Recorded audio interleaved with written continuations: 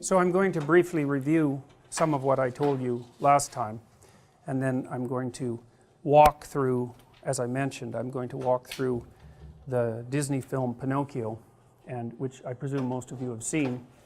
How many of you have seen it?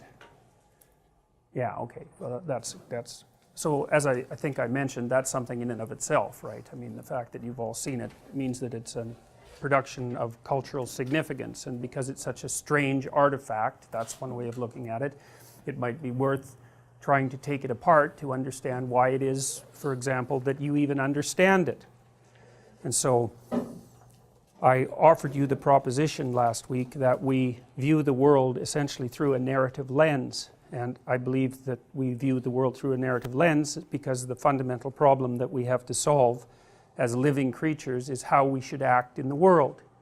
And that means how we should act to maintain ourselves, but also how we need to act in relationship to other people and in relationship to the broader world in order to maintain ourselves across time. So that's a complicated problem, right? It's not just how you survive, it's how you survive now and next week and next month and next year and 50 years from now, and maybe your descendants as well, if the culture is going to stabilize, and then not only you across all those time frames, but you and everyone else across all those time frames. It's a viciously difficult problem. And so I would say that we have evolved mechanisms to solve that. I think that's self-evident in some sense because, for example, one of the mechanisms that animals have evolved to deal with the problem of social being, even if they're not particularly social animals, is the dominance hierarchy, right? Or you could call it a hierarchy of authority or power, because I think considering human structures, social structures, as mere power structures is a terrible mistake. It's a terrible oversimplification, because power is by no means the only, like force is what I mean. Force is not a stable way of solving the problem of how to live together across time. The question is, what is the stable way of solving how to live together across time? And that really is the question, and it's part of the question that I'm trying to answer, partly because it's a perennial problem, right? We face the problem of how to organize ourselves in small social units without undue conflict, and then we face the larger problem of how to organize ourselves into large social units without undue conflict, and that conflict can be absolutely devastating and frequently is. So then I would also say that the first way of solving this problem isn't conscious, you see, not at all. And you know, you may know and you may not know that there are different forms of memory, right? Really technically different forms of memory. So for example, there's short-term working memory, which is the memory that you use to hold things like telephone numbers in your active imagination. It decays very rapidly. It's only about 4 to 7 bits, which is why, well, it's why phone numbers were at least 7 digits long. You know, you can kind of manage that as a loop. And then there's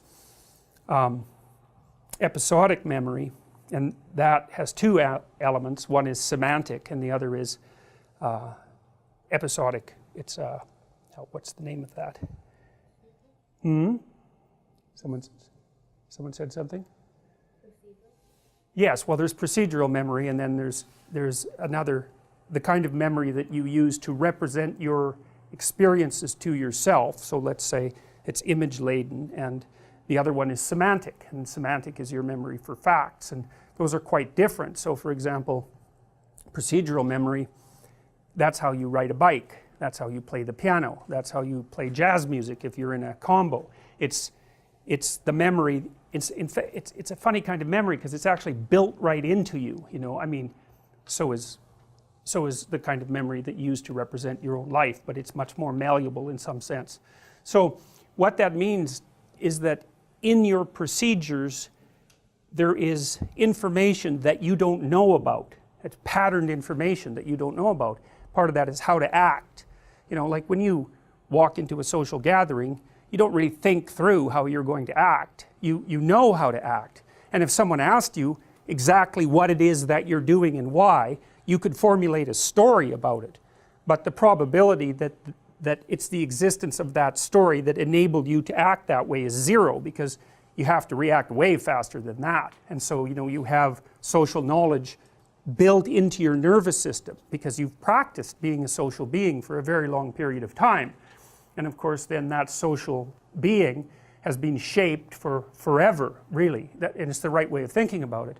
You know, we know that animals organize themselves into hierarchies, and we'll say of dominance because it's more true the farther back you go in time, at least since the time of the crustaceans, you know, when we split from our common ancestor 300 million years ago. And it's true for social animals and non-social animals. So even animals that don't live together in groups have to organize themselves into a hierarchy in the space they inhabit. Songbirds are a good example, and they have dominance disputes all the time.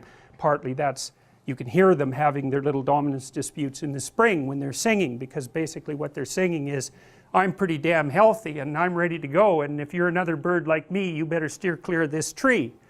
And the dominant songbirds, you know, they don't live together. Crows are social, but most songbirds aren't. The dominant songbirds get the best nest, and the best nest is the one that doesn't get rained on, and it's not too windy, and it's close to food sources, and you know, and so then they have the healthiest chicks, and they attract the best mates. And like, it's really important where you're positioned in the hierarchy, even if you're not like a flock or herd creature. Now we're more like herd creatures, so it's even more relevant to us. But there's just no escaping a hierarchical arrangement in social being. That is social being, and it's evolutionarily ancient beyond conception. So 300 million years ago there weren't trees, you know, I mean, so the dominance hierarchy is older than trees.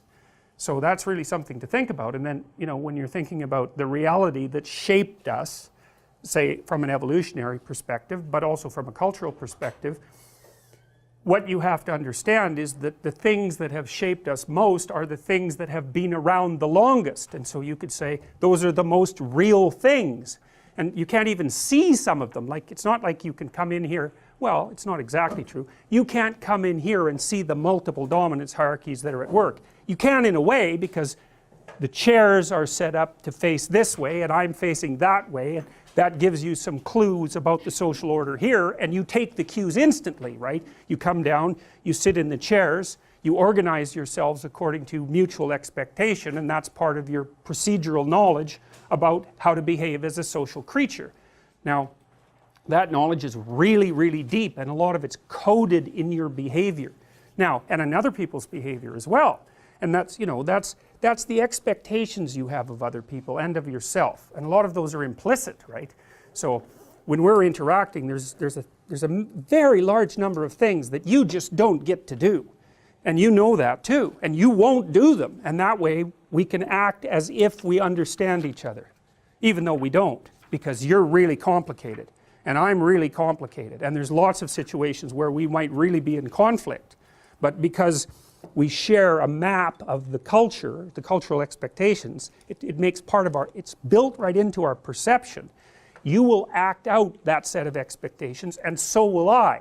And if neither of us can do that, even if one of us can't, we're either going to immediately devolve into conflict, or we're going to avoid each other like the plague. And that's exactly the right thing to do.